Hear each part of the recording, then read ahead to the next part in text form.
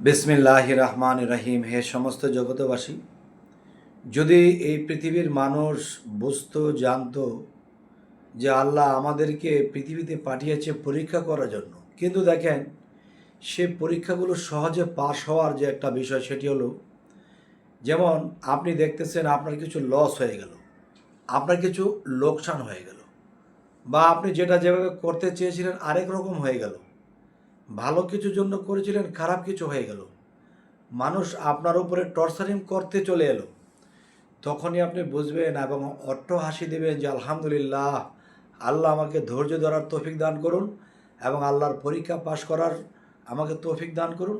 আর আল্লাহ যা রেখেছে আলহামদুলিল্লাহ, হয়তো যে বিপদটা হয়েছে বা যে সমস্যাটি হয়েছে বা যে লসটি হয়েছে, হয়তো আমার জানের উপর দিয়ে যেতে পারতো বা আরও খারাপ কিছু হতে পারতো।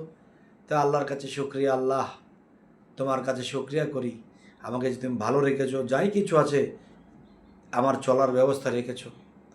এই শুক্রিয়া যখন করা হবে তখন আল্লাহ খুশি হবে। এরকম কিছু পরীক্ষা করার পরে যখন আপনি উত্তীর্ণ হবেন, আপনার কোনো কিছুর অভাব থাকবে না, আল্লাহ আপনাকে সব দেবে। এ হলো এক বিষয়।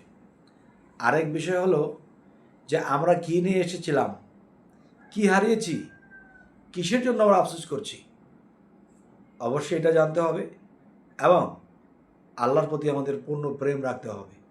অবশ্যই এরকম আলোচনা পেতে ফলো দিয়ে রাখবেন, সাবস্ক্রাইব করে রাখবেন। সকলেই ভালো থাকবেন। আল্লাহ হাফিজ।